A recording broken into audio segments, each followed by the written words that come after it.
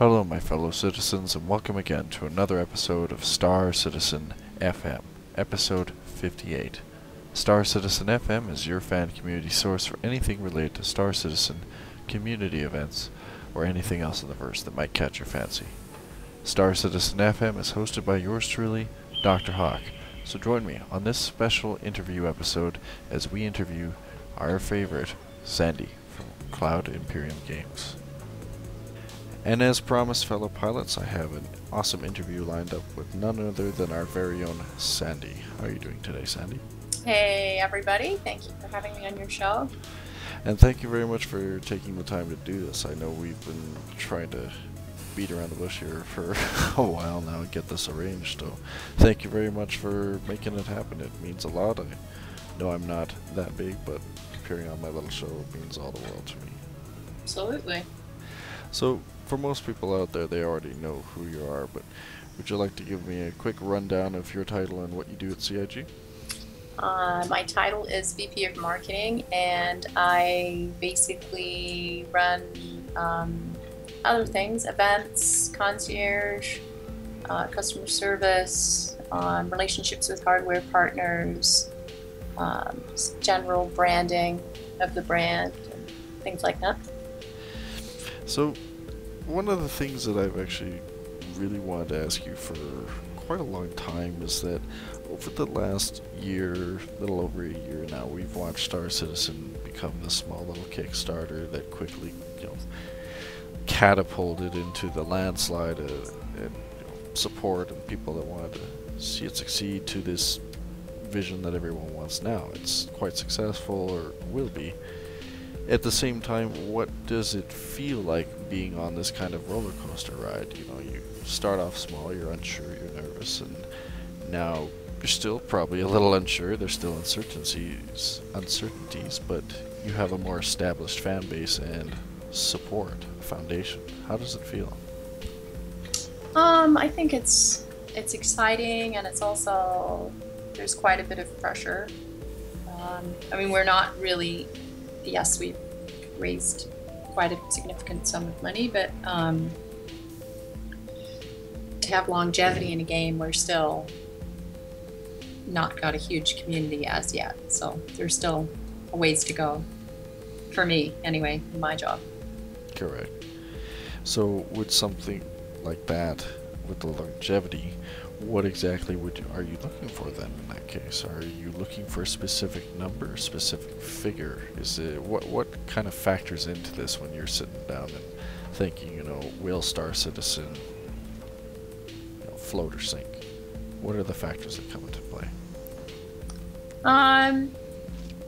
The plan was to have an audience similar to this size, probably not this early on, so that's a nice thing.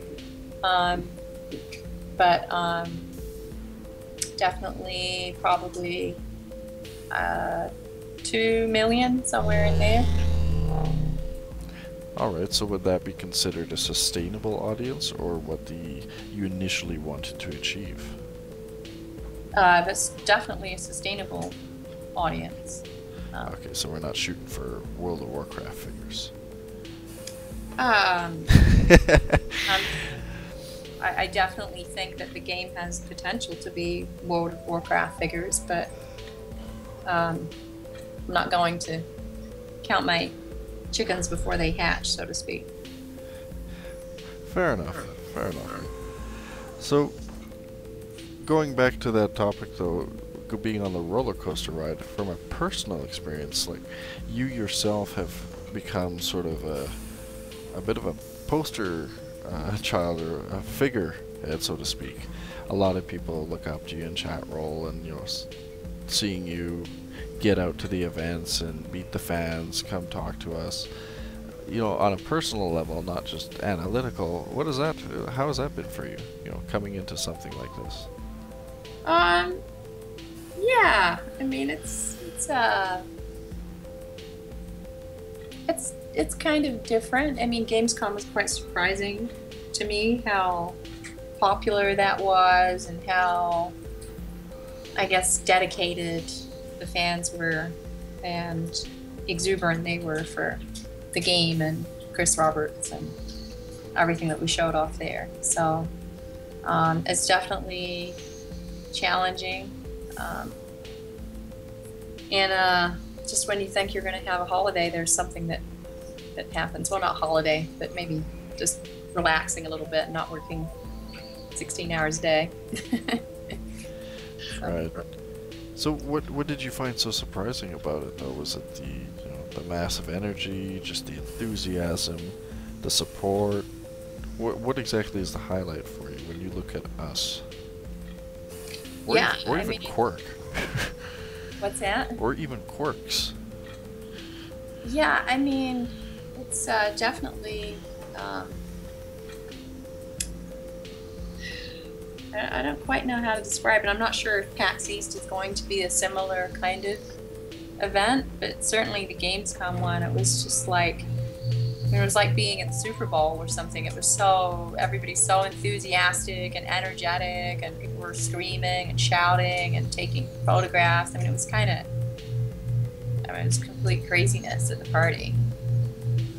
I think the second I showed up until like 1:30 in the morning, it was just sign this, take a picture there, do this here, do that there. It was pretty intense. Well, at the same time, it does look like you did have some fun there, and a lot of people from the Gamescom footage certainly had their fair share. Speaking on the fun side of things, I know you yourself, I think in other interviews, have mentioned you've tried a game here or there. Do you plan to be playing Star Citizen as much as we do? I think it's probably going to be difficult for me to play something as much as a lot of the community will be, because I don't really like doing something unless I'm really good at it, which requires time for me. Correct. And I probably won't have enough time to be at the level where I can just like tune in and dogfight really well. So you're a PvPer is what you're saying. Or player versus player. No, I know what PvP and PvE. I just I don't know, I can't really say. I definitely have an addictive personality, so if I'm really into it, then maybe I will be playing as much as everybody else. Alright. So if we were to just, stare into the crystal ball here, what kind of role would you see yourself playing as? I have the Cutlass, and I do like the pirate role, but then it kind of interests me that the exploration part. I mean, it just depends on my mood, really, to be honest. If I just feel like lounging around, I probably would just take out a freelancer or something. I mean, I'm not really one to do, if someone tells me to haul some cargo or something, that's not really my thing. You'd rather just say, get someone else to do it. Yeah. But, if there's a dangerous mission to go to an outer planet or something like that, I'd be up for that. So you like the allure of finding and discovering. Mm-hmm. I think there's a lot of citizens out there that are actually looking forward to that based on the previous polls. And we'll have lots to look forward to when the game does release. Switching more to the, again, back to the real life front of things. Star Citizen, of course, has presented many logistical and business challenges that only I can fathom. What has been to you, and what you can of course share, been the biggest challenge for you so far that you faced in this project?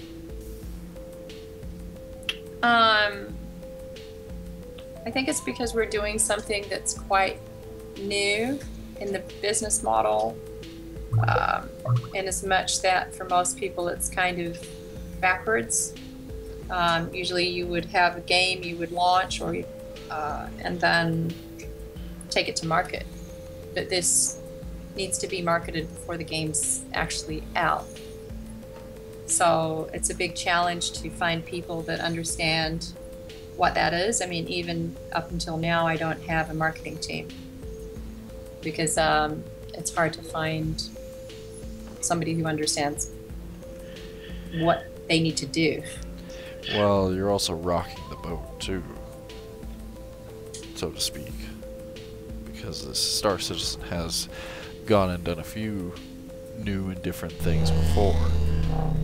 So what would you say you would do if you were to approach like a potential market partner or something and try to explain why this would work? What would be your your elevator pitch to persuade them to jump on?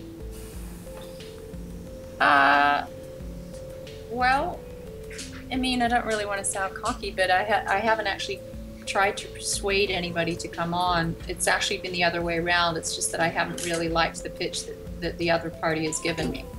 Really? That's Yeah. I'm guessing, of course, we can't go into what the pitch actually was. Yeah, I mean, there's all varying ones, but they're just like not appropriate for Star Citizen at all. I just it's really in some ways mind-boggling, and then in other ways I guess it's not. I mean, if you're doing something like I'm doing something and you're in the middle of it, it doesn't seem quite so elusive, but I guess to the outside it might seem elusive. Right. So dealing with this kind of attitude that you have market partners and other potential competitors eyeing you down, and some of them I'm pretty sure wanting to see Star Citizen fail based on just the market, how things are, the way the wheel turns. What is that like? Because previously there was the doubt, space sims are dead, blah blah blah blah. We've heard the whole story and seen the awesome trailer. But what does it feel like now that I know we haven't quite taken the first true step, but still sort of showing them, okay, well, maybe there's potential here that they were too ignorant to see. Does it give a nice sense of pride, or? Yeah, I think it does. I mean, I didn't really, when Chris described Star Citizen to me, it didn't really matter to me that, I mean, I don't ever think that a genre dies. I just think that it needs the right creator to give it a voice. That's actually a very good view set. So basically Chris was that person, or one of them. There's other people who are back in the genre as well, but so yeah, what was the sorry, what was the rest of the question? It's okay, you actually answered it quite well in that aspect, and if I can finish it for you, watching Chris charge ahead the way he has, trying to get this game produced and produce it the way that everyone's part of it and we're allowed to see the process, has been quite fascinating. In regards to that being said, though, you said yourself previously that it is considered backwards. Does this sort of ruffle any previous feathers that you've been accustomed to? Like, are you finding it a little awkward, like you said, that you're working backwards, or is it a little weird that you're approaching Star Citizen in this kind of fashion as opposed to something that would be, let's say, completely hush-hush and then, like you said, revealed last minute? Like, what is that like? I think with the community right there, sometimes it's cool and exciting and fun, and other times it's really frustrating and annoying. So there's that, being so raw to the community, because usually you don't have hold on, guys. It's okay. Usually you don't have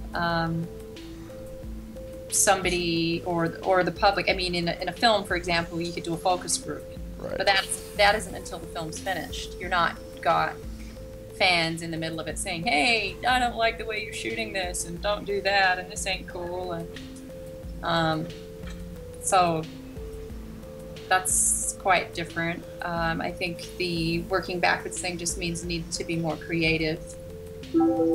That's a good way of looking at it. It gives yourself, a very proper and yet thorough challenge. Yeah, there's definitely a challenge every other minute. Every other minute, that's a good Yeah. word. So thinking about the community, and of course we don't have to name names here, but what has been your both best and worst experience with the community? Because we all know that not everything is all nice. Yeah, I think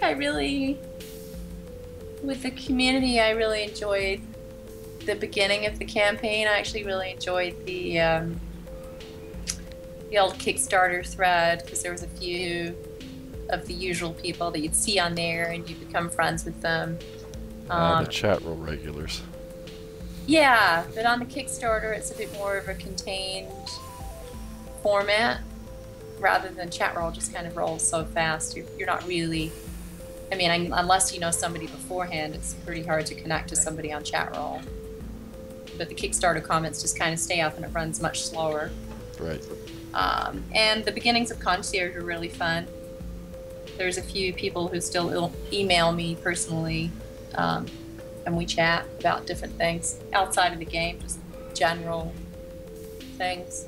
That's So pretty that's fun. unique. Yeah. And what else? On the flip side, Yeah, on the flip side, there's a lot of flame throwing that happens. It's pretty disappointing and upsetting, and it's kind of weird to me that, we're real people and we're right there. So there's all these deceptive marketing practices, and you're just trying to screw us over. And I find that really weird, because I'm like, okay, well, you're talking directly to me, so what's happening here? I don't quite know. so what exactly would you mean with deceptive marketing practices, though? Because this topic has come up before, but Star Citizen is a game that you and I like to see currently as an extended Kickstarter. You're pledging for it. You're investing with a no return. I'm trying to help me with the proper word. You're investing in something that you will not see a financial return in, but would like to see succeed. I think I said it right there. Yep. But at the same time, I see people who'll be like, "Oh, why would you spend $2,000 for a spaceship?" At the same time, why not? There are people who can afford it, and if they have the means to do so, why stop them? Yeah, the way I look at it is that people spend their money on what they want to spend their money on. I believe in having a good product, and I'm not going to try and force you to buy anything. So if you like the product, great. If you can afford it, great. If you can't, then don't go and buy it. So I don't really see what's deceptive about any. It's not how I think. So when people flamethrow and they send me these long walls of text about how deceptive and everything we are, I'm like, what are you talking about? Do you think it has something to do with what is commonly known as self-entitlement? People thinking, "Oh, hey, I spent money on this." That mentality of thinking suddenly that if you've invested so much, you have a say. Yeah, but I guess for me, it's a matter of perspective, in as much that I could go to Las Vegas and blow $3,000 in a night on table service. Horses for courses. I could go to the racetrack, or I could go to the theater or Disneyland and drop a few $100s. That doesn't mean you own the theater. Right. I'm not. I can't then go back to Disneyland and say, "Hey, listen, you give me a refund. I didn't think that train ride was very good. I thought that sucked." Give me a Yeah, if only life. Well, actually, no, I don't even want to think what the repercussions of that would be like if that were true. And the sad thing is that there are people that do that kind of thing. In fact, I'm actually curious, and this is just out of curiosity's sake, how often do you have to go through potential refund, or at least the people asking for refunds because they thought maybe they were buying a full game or had not yet fully grasped what Star Citizen was?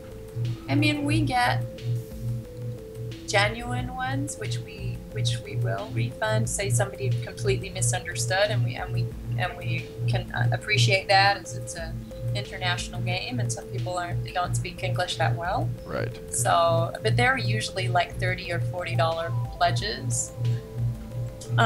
It's the ones that, I mean, it's like they buy a lot of things, spend, I guess, more than they can afford.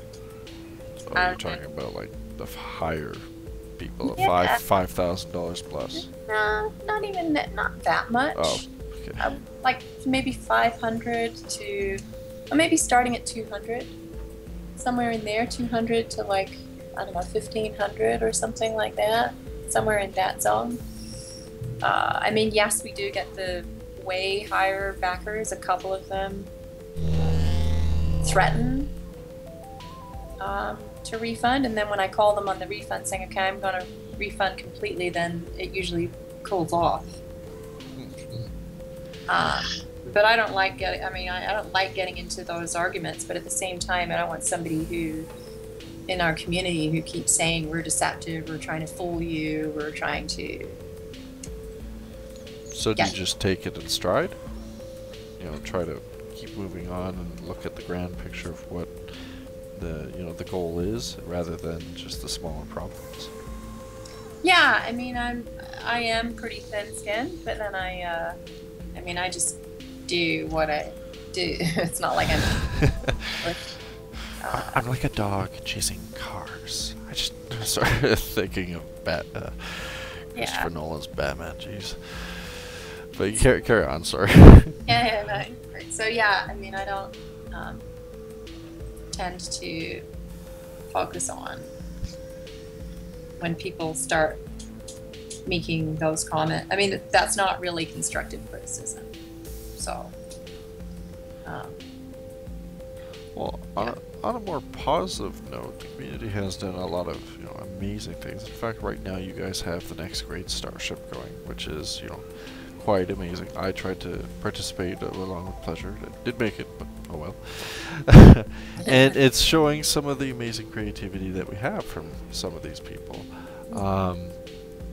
Like what do you think when you see stuff like that? Because when I watch the next great starship, and take this with a grain of salt, especially Chris if he watches this later, the next great starship to me almost feels not so much like a contest, but almost like a giant quasi job fair, because just the way that I watch them pick apart some of these things is not so much in a contest, but like I'm literally seeing how their design process and how they critique things come from a professional aspect, and not just he made this because it's better. It's well, this is what I see in the industry, and this is what I think it should be. With this kind of competition and the creativity that you see, that like, what is that? What do you feel about this when you see fans who have these great dreams try to make it to the top, I guess you could say? I mean, I think it's really great. It's a great competition for showcasing artists and modelers and all sorts of talented people, and I think it's really good for Star Citizen in terms of our process, what it takes to get these spaceships made. I mean, it's like ship porn. Well, okay, I didn't expect to hear that from you, but there you go. Sandi confirms Star Citizen is ship porn. Yeah, I mean, I even take it I can't draw to save myself, so I like to see people create something out of nothing. And I think it's good I mean, we obviously need to hire artists, and correct. It's good for people to see what our standards are and how we do our work and the process that we do, which is why we're showing the process of the Mustang simultaneously. And it's just cool. The teams are really cool. I like how about 3 or 4 of the teams have found their partners from being on our forums and joining our community, so that's really cool. I get a kick out of seeing people connect through our community like that. So to wrap things up, sort of with, you know, trailing with the next great starship, where do you think community and Star Citizen will go? Because of course that's like asking, you know, where a meteorite's going to strike. We don't know. But from what you've seen right now and the past experiences that the last, you know, over a year has shown you, what do you think is going to happen? Well, I would like to keep the family feeling that it has, or maybe family is not quite the right word, but more intimate feeling that it has, which I think will require me to look at having community people in the UK, having a few more staff here in the US, and potentially a couple of peeps down in Australia. Wow. At some point. So are you thinking people like actual employees from CIG or community members working like volunteer for you guys? I think both. That's quite actually a quite interesting hybrid mix. Why would you go for something like that? Because I think that the community have a passion and vision for keeping the enthusiasm and youthfulness of the brand, so to speak. And what would you expect from potential would-be volunteers? Well, the thing is, we get invited to events and community gatherings all the time, but we can't, I mean, Chris can't be in 10 places all at once, and nor can I or other people. What? We thought you guys were gods. No. So to have community members and staff in these different continents means we can do more things. There's DreamHack in Sweden, or it's just all sorts of events. Because it takes a lot for, say, me organizing PAX Australia right now and flying down staff for that. So. All right. So the communities will definitely be big enough to service like a hybrid on those continents. Well, I look forward to seeing what you guys end up creating, and hopefully maybe I, in some small part, can help that. Well, Sandy, I thank you very much. I can tell you're somewhat busy over there. I can hear the voices in the background and people buzzing about. So I'd like to thank you very much for taking the time to finally sit down and chat with me. This does mean a lot, and I look forward to talking to you again in the future. Absolutely. Thank you for having me, and we'll talk to you soon, I'm sure. Alright, to everyone, this was Sandy from Cloud Imperium Games and Dr. Hawk. Take care, Sandy. Thank you. Thanks, everyone. I hope you guys all enjoyed that interview, and Sandy, thank you very much for taking the time to talk to me, and I look forward to seeing you again next time. Quick apologies to everyone. I know some of you missed my episode last week. There was no episode. I've been suffering a little bit of Dark Souls 2-itis-ish. I'll have some gameplay videos of that up in the future for anyone that's interested, as I do plan to start a sort of second project relating to Dark Souls. In the meantime, if you've enjoyed this episode of Star Citizen FM, please do subscribe. You can click the little hawk on the lower left hand corner if you'd like to do so, or you can subscribe by clicking the default methods. If you have any feedback that you'd like from me, please do leave some on either the comments section, the forums, or send me a note. If you'd like to help support Star Citizen FM, I do have a PayPal account at lucas.g.drhawk@gmail.com. Thank you to all of you, those who have donated thus far. It is greatly appreciated. And as always, I will see you guys next week for another episode of Star Citizen FM. Good to be back, and I look forward to seeing you guys in the future.